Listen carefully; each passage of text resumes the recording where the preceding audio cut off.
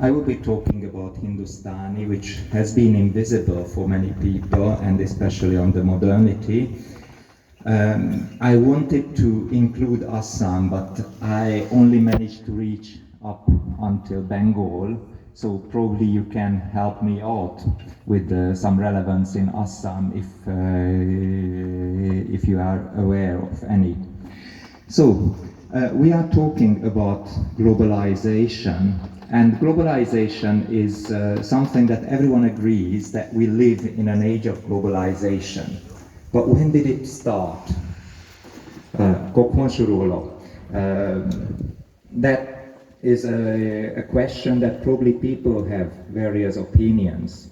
Did it start with India becoming independent and partaking in a global world as an independent country, or did it start when India came under the British and interacted with Western culture, or did it start earlier?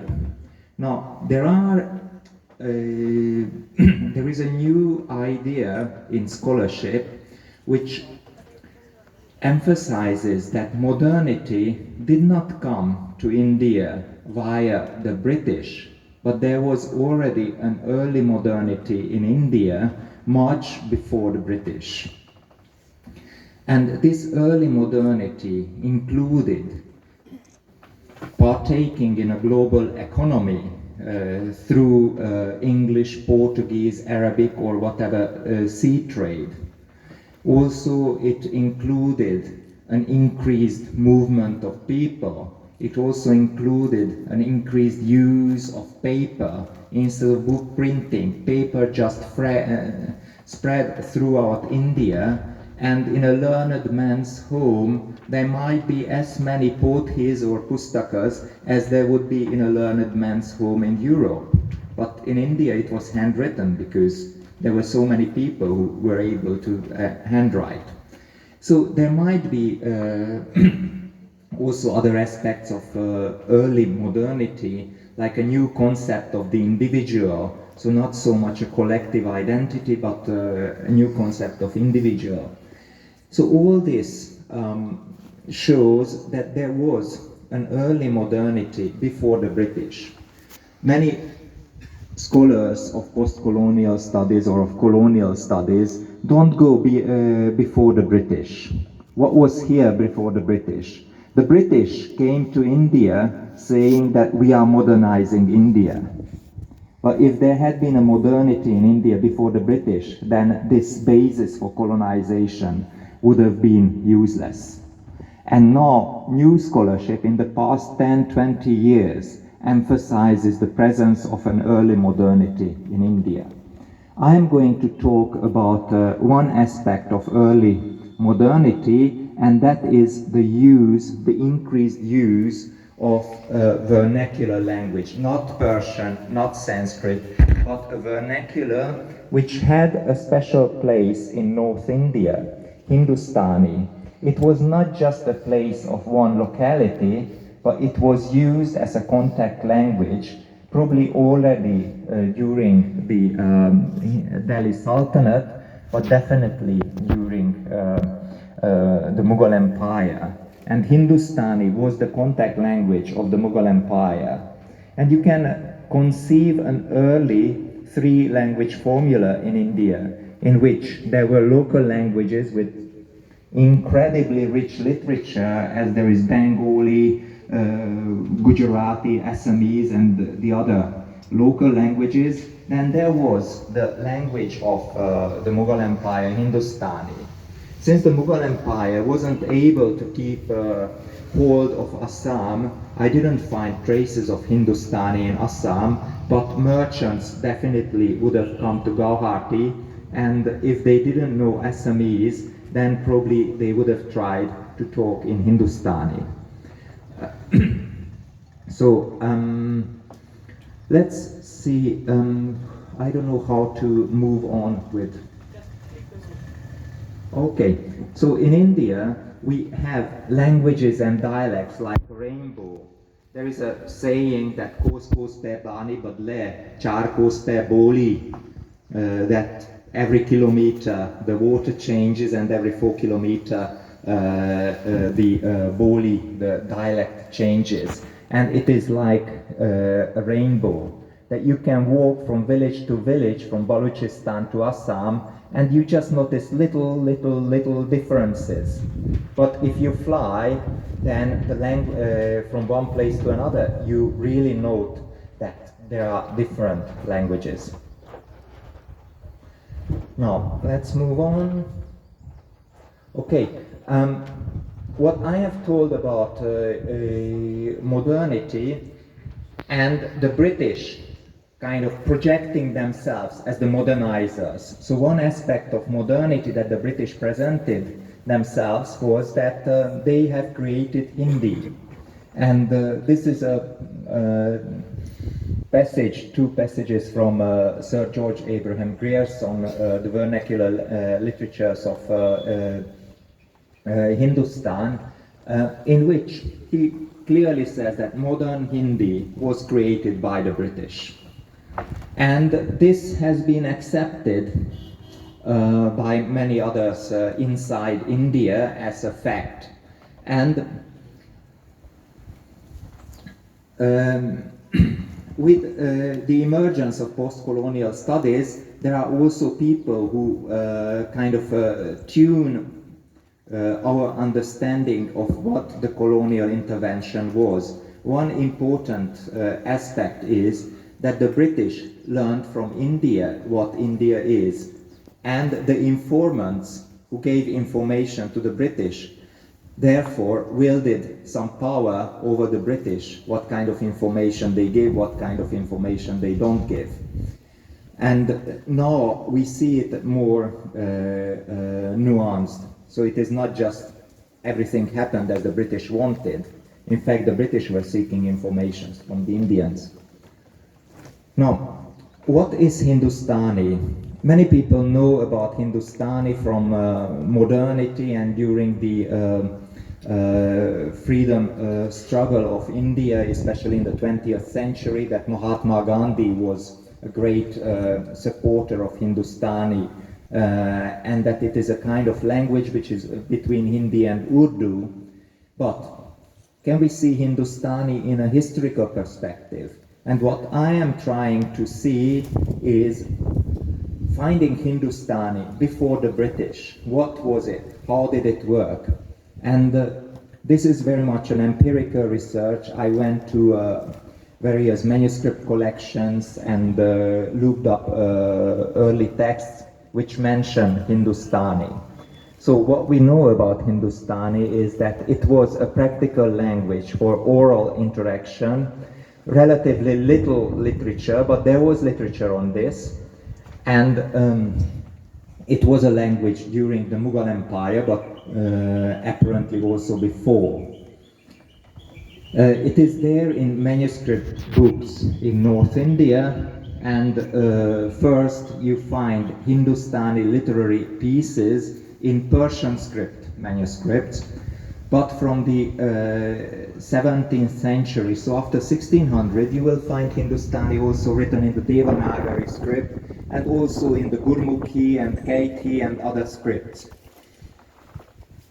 And this is poetry, what is written in the Persian and the Devanagari script. However, prose also appears around the second half of the 17th century, so after 1650, we find prose works also in Hindustani. Now, Hindi literary histories are silent about this, because this Hindustani, as you are going to see, used a lot of Urdu words.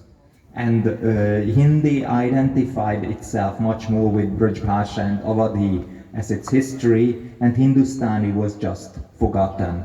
Urdu didn't like it because it was not standardized, so it didn't sound like High Urdu, and also sometimes it was written in Devanagari. So neither Hindi nor Urdu histories paid much attention to Hindustani, in spite of the fact that the Congress Party, Mahatma Gandhi and many other supporters in the 20th century wanted to establish Hindustani as the language of India, not Hindi. Let me just move on. Yes. Now, I have a question about this. What language is this text written?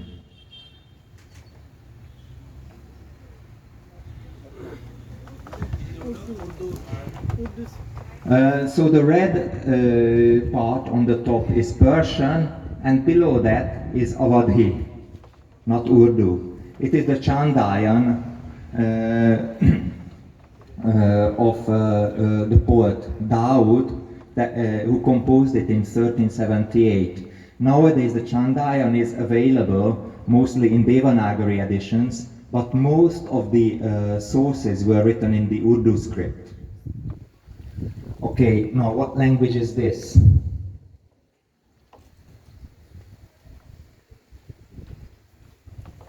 The script. You might remember, even from a rupee note, that this is a Gurmukhi script.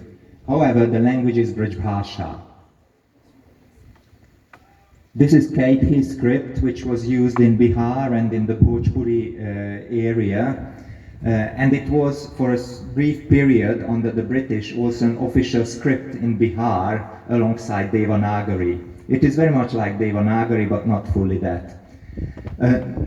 I want to show with these that script was not singular to a language.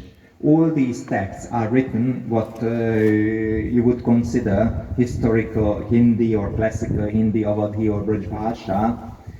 And this is really interesting. This is the first published Brajbhasha poem in print. And they didn't have Devanagari font, so they have published the Brajbhasha poem in the Bengali script and in the Nastaliq script used for Urdu. And this was the end. Print publishing was also the end of this multi-script world. This might be maybe the last example in which you see one poem in two scripts, and as print and modernity spread, and also with the support of the British, languages were anchored with one single script. So Hindi must be written in the Devanagari. If it is written in the Persian script, then it is Urdu. But it was not the case before colonial modernity. Once I received a phone call in my office asking me that, sir, I'm calling from BBC and we are making a program on the Mughals, but can you tell us what language the Mughals spoke? That was really a conundrum for BBC. And, well, the Mughals spoke and knew several languages. The official language for most of the Mughal Empire was Persian. For everyday interaction they used Hindustani, as we are going to see, and for talking to women they might have used the various dialects, Rajasthani, or also the various languages. If someone came from Central Asia, Turkish, or if someone from Iran, then Persian again. And here is a poem which I'm afraid is not really visible from far, but what I can just read a few lines.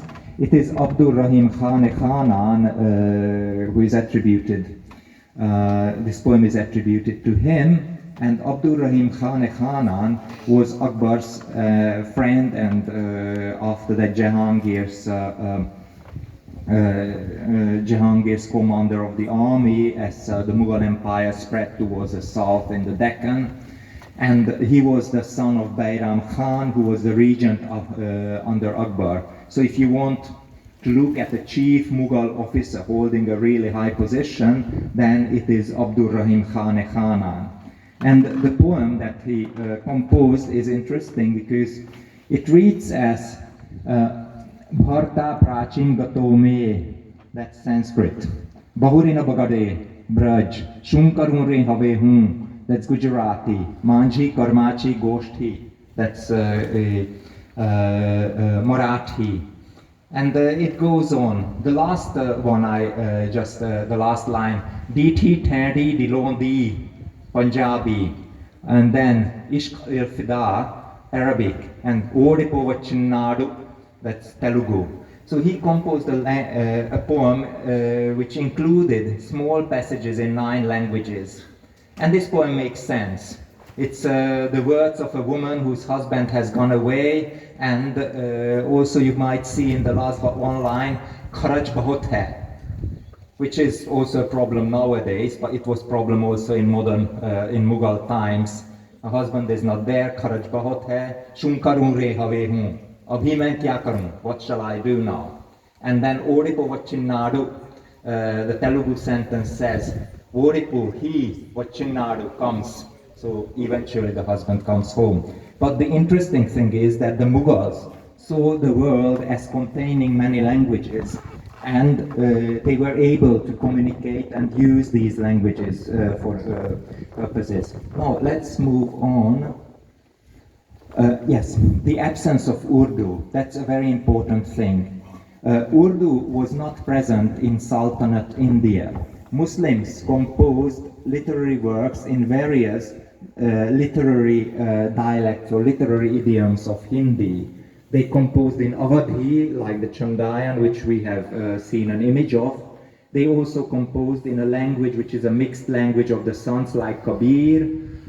And there was no single Urdu work that we can place from northern India during the Sultanate period. The Muslims used the Indian languages. And I'm going to show a very interesting thing later about that. Now this is something that I'm going to talk about more, but I just want to show you an example. If you look at it, it is Devanagari and it looks like Old Hindi. The literary form is a kavit, which is used in Old Hindi. However, if I read the text, it is Dil ki dilasa sari duni ka tamasa kuli gamaka karar duni dekhen ji se oob hai वाकी मुहब्बती देखें खातिर में यूं क्यों आवे आलम की साहिबी तो ऐसी जैसी दूब है मतलब आलम की Sahibi the dominion of the world is just like grass जैसी दूब है. So this was written in Devanagari, and I found this text in a manuscript, in a Devanagari manuscript, in fact several Devanagari manuscripts. It hasn't been treated in any literary history of Hindi. It is somewhere between Hindi and Urdu, written in Devanagari but using high Urdu vocabulary. This was my entry point into unraveling what Hindustani was under the Mughals. Before 1720 can be taken as the real emergence of Urdu in Delhi. With the popularity of Wali Aurangabadi's Divan, Urdu becomes a very popular language in Delhi, and within about 50 years, Urdu pushes itself so hard, standardizes itself, and makes itself into a really modern language that equals Persian. And then it becomes the Zabane Urdu-e-Mualla, the language of the Urdu-e-Mualla. The Urdu-e-Mualla means the exalted court, the high court, Mualla, high. The high court means the Mughal Darbar. So it has become the language of the Mughals, but it hasn't happened before 1770. Now, Hindustani before 1720 has been recorded in grammars by foreigners. For example, here is a Dutchman, and one of the grammars of the Hindustani was prepared by a Dutchman around 1700. Another grammar was prepared by a French missionary, again around 1700. Both grammars were prepared in Surat. So what do we learn from this? It is that for foreigners, it was Hindustani that first participated in the globalization of India. Foreigners who came to North India needed Hindustani. And that's why around 1700, 2 grammars of Hindustani arose. Yeah, now, just to say that it was not the grammars, but foreigners really needed Hindustani. I have looked for various sources where Hindustani is mentioned. So there is an Italian traveler called Niccolao Manucci who lived most of his life in India, has learned Turkish, Persian and Hindustani. And he was a friend of Mirza Man Singh of Jaipur. And here is a passage I'm not reading. He says that at night he used to go and play cards with Mirza Man Singh. And what happened, it was during the wars with Shivaji, and once Shivaji came to surrender, later he escaped, but when he surrendered, he was in the camp. And one night while he was playing cards with Mirza Raja Man Singh, Shivaji came along and asked who this foreigner was. And he was introduced to Shivaji, and they had conversations in Persian and Hindustani. So this is happening between a Marathi speaker and a foreigner. Earlier, the two grammars I mentioned were both prepared in Surat. So this is happening in Gujarat, and a Frenchman and a Dutchman is involved. So this means an early involvement with Hindustani. Another important thing about Hindustani is that the same Niccolò Manucci, who played cards with Mirza Man Singh, mentions about a Dutch surgeon who didn't speak Hindustani. And you would just go through this sentence very easily, that he didn't speak Hindustani.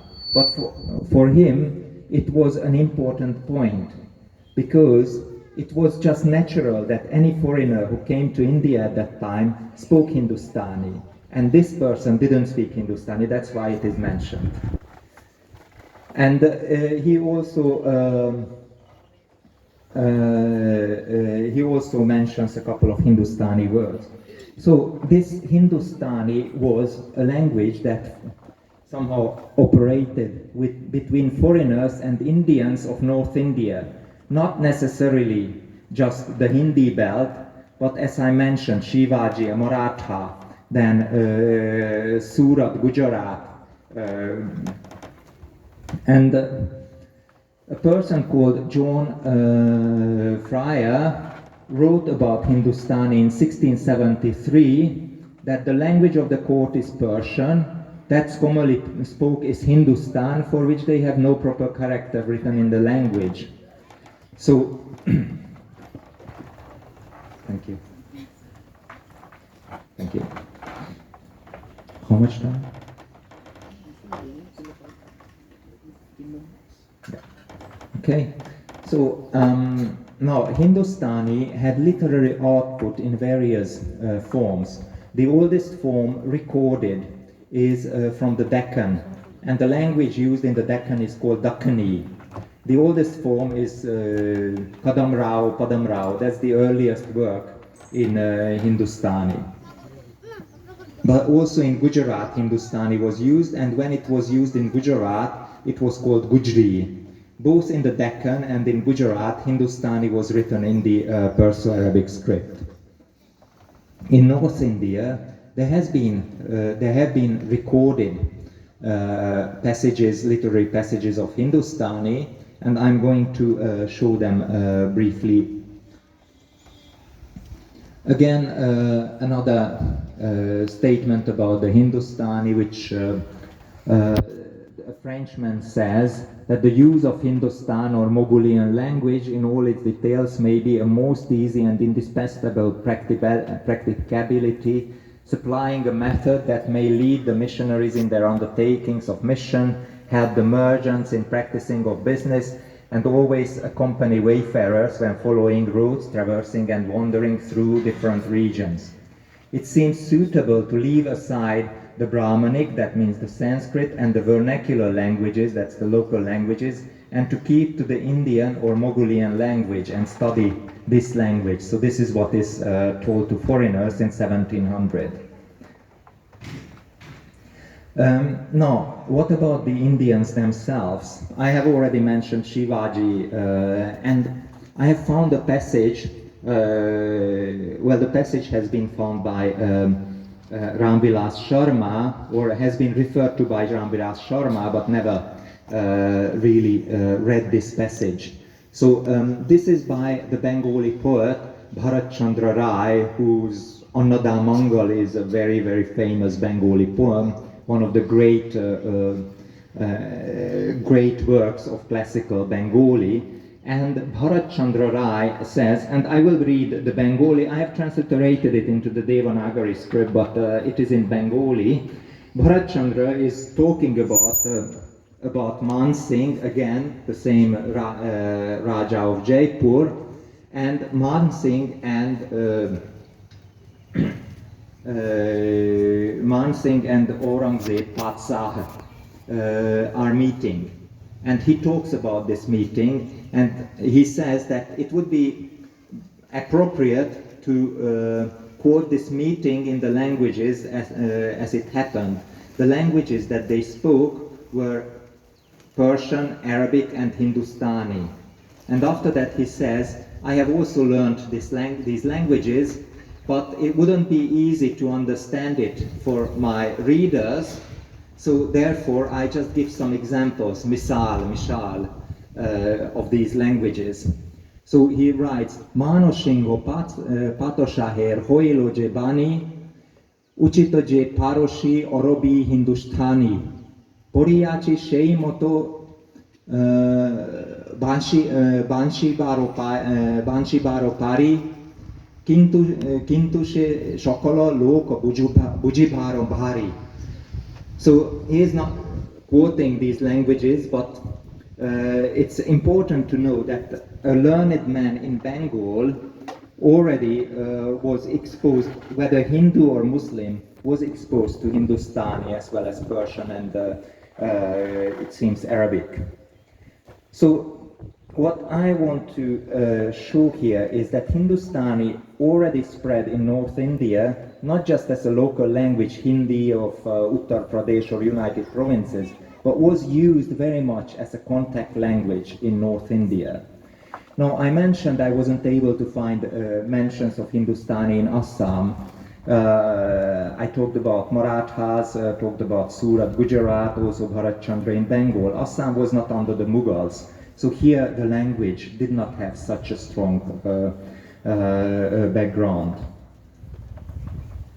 And let me just show a few pieces just to show you how this language operated, how Hindustani sounded at that time. It was similar to modern Hindi Urdu, but at the same time different. As you can see, old Assamese is different from modern, or old Bengali is different from modern Bengali. So the first recorded Hindustani passage is a literary piece in the style of Rekhta. Rekhta is a poetry that uses mixed language, Persian and Hindustani. And the first really clearly documented piece belongs to Babur. And Babur has wrote, Muchkana hua kuch kavase mani komoti, fakra ehli gabats bulgusidur pani oroti. He says, Muchkana hua kuch kavase mani komoti. I didn't have any desire for pearls and jewels. Fakr ehli gabats bulgusidur. He uses some Turkish words here. For poor people, fakr, fakir, ehel people, bas bulgusidur kafi hoga. It will be enough for poor people to have pani or roti. And an interesting thing that we can learn from this poem about Babur is that he didn't know the difference between ta and ta. He made ta and ta rhyme. So moti cannot rhyme with roti, but for him they were rhyming words. Also we know about Babur's memoir, the Babur Nama, that when he came to Hindustan, he was invited by an enemy of the emperor Ibrahim Lodi. This enemy was a Lodi himself, Daulat Khan Lodi, who was the governor of Punjab. And when Babur came to Hindustan, he first he met Daulat Khan Lodi, and Babur mentions that Daulat Khan Lodi didn't speak Persian, but Hindustani, so he needed an interpreter to talk to him. Now, Daulat Khan Lodi was one of the highest officers in the Delhi Sultanate at that time, and he didn't know Persian. So we associate Mughal and Delhi Sultanate Muslim rule with the spread of Persian and the Arabic, and here we find Babur not being able to talk to one of the highest officers in the empire in Persian. He needed a Hindustani interpreter. Also, we know about a Raja of Kashmir who composed poetry not just in Sanskrit in the 15th century, but also in Persian and Hindustani. So the locations of Hindustani kind of show almost the whole spread of North India, Punjab, Gujarat, Maharashtra, Bengal, Kashmir. And I wanted to show you some passages also of prose in Hindustani. The interesting thing is the difference between this Rekhta poetry, which uses Persian and Arabic very much, and the prose is that the prose does not use Persianized Hindustani. It looks like modern Hindi, but it is not written in the same orthography. For example, hua is written as huva, etc., or mujhe would be written as mujka, or mera sometimes as muj. So there would be differences from modern Hindi, but it has been there. So the colonial claim that the British have created Hindi does not hold. And this is with many other aspects of modernity. The British said that we have modernized India, but in fact there were many earlier aspects of modernity that the British kind of made invisible so that they can say that we have modernized India. But India worked with its own modernity. My example is with languages, but there would be many other aspects in which you would find modernity in India, and this modernity was already participating in an early globalized world. The Mughals interacted, received embassies from Portugal, from France, from Britain, and they were part of an early modern globalized world. We can also think of before the Mughals, the Delhi Sultanate, etc., but during the Sultanate period, the route via the sea was not available for the Europeans, but there has been always some interaction. But during the Mughal era, which coincides with early modernity, this interaction with the rest of the world came to a higher level than anything before was seen. And this is where I would say that India started to participate in a globalized world. So thank you for your attention, and if you have questions, I will be happy to answer them after this session. I think we are running over time, so I stop at this moment and